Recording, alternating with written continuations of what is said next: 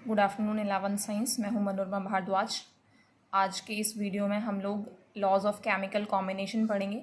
हम सभी जानते हैं कि कोई भी जो रिएक्शन होती है उसमें क्या होता है कि रिएक्टेंट्स जो हैं कंबाइन करते हैं और प्रोडक्ट फॉर्मेशन में पार्टिसिपेट करते हैं। तो इसी फिनोमेना पर बहुत सारे लॉज जो हैं वो दिए गए हैं। आपकी बुक में मेनली 5 लॉज दिए गए हैं, तो हम लोग उन 5 लॉज के बारे में बात करेंगे, जिसमें कि सबसे पहला जो लॉ है वो है लॉ ऑफ कंजर्वेशन ऑफ मास, जिसको कि आप लोग 9th क्लास में पढ़ के आ चुके हैं। तो हल्का सा हम लोग डिस्कस करेंगे। Law of conservation of mass ये कहता है कि मास जो है उसको ना तो बनाया जा सकता है ना ही डिस्ट्रॉय किया जा सकता है किसी भी फिजिकल या फिर केमिकल चेंज के दौरान। ठीक है, वैसे आप लोगों ने इसका मैथमेटिकल फॉर्म जो है जो 9th क्लास में यूज़ किया है वो ये है कि टोटल मास ऑफ रिएक्टेंट जो है वो हमेशा टोटल मास ऑफ प्रोडक्ट के इक्वल होगा।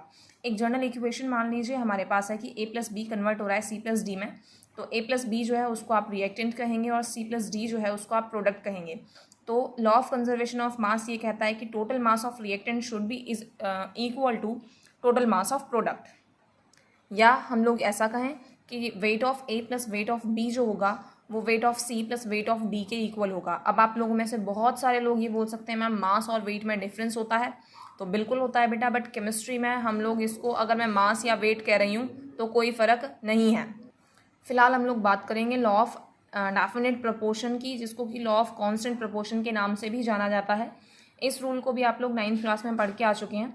देखते हैं रूल क्या कहता है। ये रूल ये कहता है कि एक कंपाउंड जो है वो हमेशा जब कभी भी बनेगा वो एलिमेंट्स के कॉम्बिनेशन से बनेगा, और जो एलिमेंट्स में जो एटम्स होंगे उनका वो जब कंबाइन करेंगे तो उनका रेशियो हमेशा फिक्स रहेगा। जैसे कि बहुत सिंपल एग्जांपल जिसको आप 9th क्लास से पढ़ते हुए आ रहे हैं, H2O। हम लोग जानते हैं कि वो हाइड्रोजन और ऑक्सीजन को मिलाकर के बनता है, और जब हमने हाइड्रोजन और ऑक्सीजन के मासेस का सिंपल रेशियो अगर निकाला तो हम लोगों ने पाया कि उनका जो रेशियो है वो हमेशा 1:8 रहेगा। ठीक है, तो वाटर आप किसी भी सोर्स से लेते हैं तो उसमें हाइड्रोजन और ऑक्सीजन का रेशियो हमेशा 1:8 रहेगा, चाहे वो किसी भी तरीके का पानी है।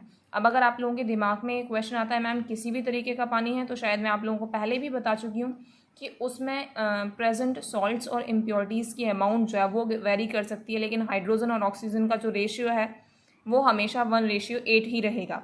इसी तरीके से हम लोग बात करें कार्बन डाइऑक्साइड की, जिसमें कि कार्बन और ऑक्सीजन का रेशियो हमेशा 3:8 ही रहेगा। ठीक है, हाँ जी। अब हम लोग बात करेंगे लॉ ऑफ मल्टीपल प्रोपोर्शन की। तो लॉ ऑफ मल्टीपल प्रोपोर्शन की अगर हम लोग बात करें तो यहाँ पर मैं आपको एक जर्नल एग्जाम्पल के थ्रू समझाऊंगी। देखिए बेटा, ध्यान रखिए, लॉ ऑफ डेफिनेट प्रोपोर्शन में कह रहा है कि प्रोपोर्शन जो है हमेशा डेफिनेट रहेगा, और लॉ ऑफ मल्टीपल प्रोपोर्शन तो आप लोग सोच सकते हैं कि कहाँ तो हम लोग डेफिनेट की बात कर रहे थे, कहाँ मल्टीपल की बात कर रहे हैं। तो इसमें थोड़ा सा ध्यान देंगे।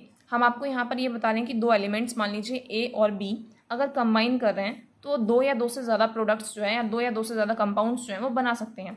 हो सकता है A और B कंबाइन करके सिर्फ AB टाइप का कंपाउंड बनाए, हो सकता है वो AB2 टाइप का कंपाउंड बनाए, या फिर मैं कहूँगी ABX टाइप का कंपाउंड बनाए। ठीक है, तो इस केस में लॉ ऑफ मल्टीपल प्रोपोर्शन ये कहता है कि वो जितने भी टाइप के कंपाउंड बना रहा है इंडिविजुअली अगर देखा जाए, तो अगर वो AB बना रहा है तो भी वो लॉ ऑफ डेफिनेट प्रोपोर्शन को फॉलो करेगा, AB2 बना रहा है तो भी वो लॉ ऑफ डेफिनेट प्रोपोर्शन को ही फॉलो करेगा।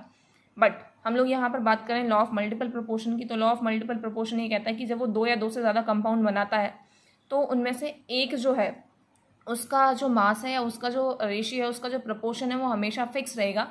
बट जिसका प्रपोर्शन फिक्स नहीं रहता उनका आपस में अगर हम लोग रेशियो देखेंगे तो वो रेशियो हमेशा एक simple smallest whole number ratio होता है।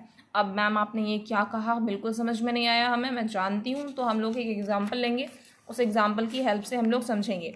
जैसे कि हम लोग यहाँ पर बात करें कि हाइड्रोजन और ऑक्सीजन कंबाइन करके H2O दैट मीन्स वाटर भी बना सकते हैं और हाइड्रोजन पर ऑक्साइड भी बना सकते हैं। ठीक है, वो डिपेंड करता है कि कितना हाइड्रोजन कितने ऑक्सीजन के साथ में रिएक्ट कर रहा है। तो हम लोग यहाँ पर बात करेंगे हाइड्रोजन जो है, अगर हम मास के बिहाफ पर देखेंगे तो हाइड्रोजन ऑब्वियसली बात है 2 है और ऑक्सीजन जो है वो 16 है।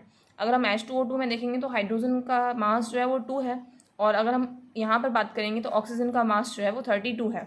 तो law of definite proportion law of multiple proportion ये कहता है कि जब 2 या 2 से ज़्यादा एलिमेंट्स मिलकर के 2 या 2 से ज़्यादा कंपाउंड बनाते हैं तो कोई एक एलिमेंट जो होता है उसका जो रेशियो होता है वो हमेशा फिक्स होता है, लेकिन जिसका रेशियो फिक्स नहीं होता है उनका एक दूसरे के रेस्पेक्ट में रेशियो हमेशा स्मॉलेस्ट होल नंबर में होता है। तो that means mass of oxygen in H2O का ratio mass of oxygen in H2O2 अगर आप लोग देखेंगे तो वो हमेशा सिंपलेस्ट होल नंबर रेशियो में ही आएगा। हम आपको दूसरा एग्जांपल दें कि कॉपर जब ऑक्सीजन के साथ में रिएक्ट करता है तो क्यूप्रिक ऑक्साइड और क्यूप्रस ऑक्साइड दोनों ही टाइप के ऑक्साइड्स बना सकता है। तो हमने लिया कॉपर और ऑक्सीजन, हमने वहाँ पर वेट ले लिया। वेट लेने के बाद में इसमें हमने पाया कि ऑक्सीजन यहाँ पर फिक्स है लेकिन कॉपर यहाँ पर फिक्स नहीं है। जब हम लोगों ने कंपैरिजन किया तो हम लोगों ने पाया कि इनका जो रेशियो है वो स्मॉलेस्ट होल नंबर रेशियो ही है। लेकिन बेटा एक चीज़ ध्यान रखें कि ये ज़रूरी नहीं है कि हमेशा रेशियो 1:2 ही आएगा। ये सिर्फ और सिर्फ लक बाई चांस है कि मैंने जितने एग्जाम्पल लिए हैं, 2 एग्जाम्पल्स जो लिए हैं वो 1:2 के लिए हैं। तो यहाँ पर जो रेशियो आएगा वो हमेशा स्मॉलेस्ट होल नंबर रेशियो ही आएगा। ठीक है, अब हम लोग यहाँ पर नेक्स्ट बात करेंगे गे-लुसाक्स लॉ ऑफ गैसेस वॉल्यूम्स की। तो गे-लुसाक लॉ की अगर हम लोग बात करेंगे तो ये लॉ ये कहता है कि अगर या दो से ज़्यादा गैसेस कंबाइन कर रही हैं, ठीक है, मैं आपको सीधे सीधे एग्जांपल की हेल्प से समझाऊंगी कि हाइड्रोजन और ऑक्सीजन अगर कंबाइन कर रही हैं, बनने वाला प्रोडक्ट भी गैसियस फॉर्म में होना चाहिए। तो हम लोग जानते हैं कि H2O जो है वो तीनों ही फॉर्म्स में पाया जा सकता है।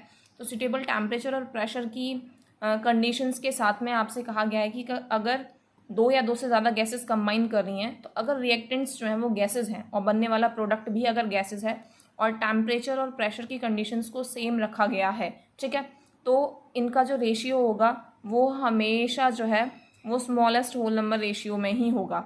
अब यहाँ पर एक सिंपल रेशियो ही होगा, जैसे कि H2O2 के साथ रिएक्शन कर रही है तो H2O। इस केस में अगर हम जब भी हम लोग जो है रेशियो निकालेंगे तो इक्वेशन का बैलेंस होना ज़रूरी है। ठीक है, तो यहाँ पर ये जो 2 है वो हाइड्रोजन के लिए है, 1 ऑक्सीजन के लिए और 2 जो है वो H2O के लिए है। हम लोग ऐसा कह सकते हैं कि ये जो है इसके जो कोफिशिएंट्स जो हैं उनके बिहाफ पर रेशियो जो है वो निकाला गया है।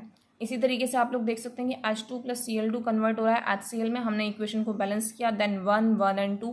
आप लोगों को पता है कि 1, 1 एंड 2 ये कहाँ से आया और कैसे आया है। ठीक है, तो फिलहाल हम लोग बात करेंगे अब एवोगैड्रो लॉ की। तो एवोगैड्रो लॉ जो है आप लोगों ने 9th क्लास में मोल कॉन्सेप्ट पढ़ रखा है, उसी के अकॉर्डिंग है। तो एवोगैड्रो लॉ ये कहता है कि अगर जो गैसेस हैं अगर उनका वॉल्यूम सेम है, टेम्परेचर सेम है, प्रेशर सेम है, तो वो जो गैसेस होंगी उसमें नंबर ऑफ पार्टिकल्स जो होंगे वो भी सेम ही रहेंगे। ऐसा आप लोगों ने मोल कॉन्सेप्ट में पढ़ा हुआ है और जब हम मोल कॉन्सेप्ट को ढंग से समझाएंगे तब इस चीज़ को फर्दर हम डिस्कस करेंगे। मैं उम्मीद करती हूँ कि आपको ये टॉपिक्स बिल्कुल ढंग से समझ में आए होंगे। अगर आपको कहीं पर कोई भी दिक्कत है तो फिर आप पूछ सकते हैं। Thank you.